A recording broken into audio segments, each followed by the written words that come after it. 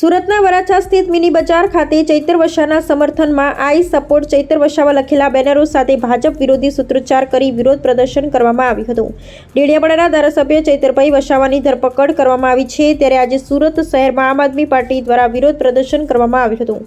સુરતના વરાછા સ્થિત મિની બજાર ખાતે ચૈતર વસાવાના સમર્થનમાં આઈ સપોર્ટ ચૈતર વસાવા લખેલા બેનરો સાથે ભાજપ વિરોધી સૂત્રોચ્ચાર કરી વિરોધ પ્રદર્શન કરવામાં આવ્યું હતું। સુરત વિપક્ષ નેતા પાયલબેન સાકરિયાએ જણાવ્યું હતું કે આજ રોજ આમ આદમી પાર્ટી સુરત સંગઠન દ્વારા અમે સૌ મિની બજાર ખાતે ભેગા થયા છીએ અને ચૈતરભાઈ વસાવાના સમર્થનમાં ભેગા થયા છીએ। આજે આપણને ખબર છે કે આપણા રાજ્યની અંદર દેશની અંદર લોકશાહીની જે વાત કરે છે પણ લોકશાહી જેવું નથી। આજે કોઈ સામાન્ય માણસ પણ જો ફરિયાદ લખાવવા જાય તો તેની ફરિયાદ નથી લેવાતી। મનરેગા કૌભાંડમાં કરોડો રૂપિયાનું કૌભાંડ થયું, લોકોના રૂપિયા નેતાઓના ખિસ્સામાં ગયા, ત્યારે ચૈતરભાઈ વસાવા જેઓ ધારાસભ્ય છે એમણે મનરેગા કૌભાંડ ખુલ્લું પાડ્યું તો એમનો યેન કેન પ્રકારે તેમનો અવાજ દબાવી દેવા માટે ચૈતરભાઈ પર ખોટી ફરિયાદો કરી એમને જેલમાં નાખવામાં આવ્યા છે। Bureau report Sunil Ganjawala.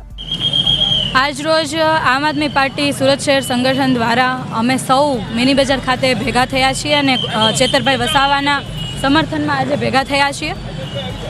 આજે આપણને ખબર છે કે આપણા રાજ્યની અંદર, આપણા દેશની અંદર જે લોકશાહીની આપણે વાત કરીએ છીએ પણ લોકશાહી જેવું નથી।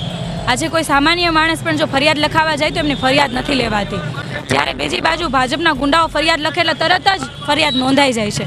મનરેગા કૌભાંડમાં કરોડો રૂપિયાનું કૌભાંડ થયું, લોકોના પૈસા જે કહેવાય ને કે કૌભાંડ રૂપે થયા, નેતાઓના ખીચામાં ગયા, ત્યારે આ વખતે ચૈતરભાઈ વસાવા જે ધારાસભ્ય છે એમણે આ મનરેગા કૌભાંડ ખુલ્લું પાડ્યું તો એમને એન કેન પ્રકારે એમનો અવાજ દબાવી દેવા માટે ચૈતરભાઈ ઉપર ખોટી ફરિયાદો કરીને એમને જેલમાં રાખવામાં આવ્યા છે। એટલે અમે ભાજપના શાસકોને, તમામ લોકોને એટલું જ કહેવા માંગીએ છીએ કે તમે કદાચ કોઈ પણ પ્રકારના તમે અમારા અવાજ દબાવો, જોર હુકુમી જે અંગ્રેજોએ જે કર્યું હતું આજે તમે પણ એ જ રસ્તે ચાલી રહ્યા છો, પરંતુ ગુજરાતની જનતા ક્યારેય માફ નહીં કરે।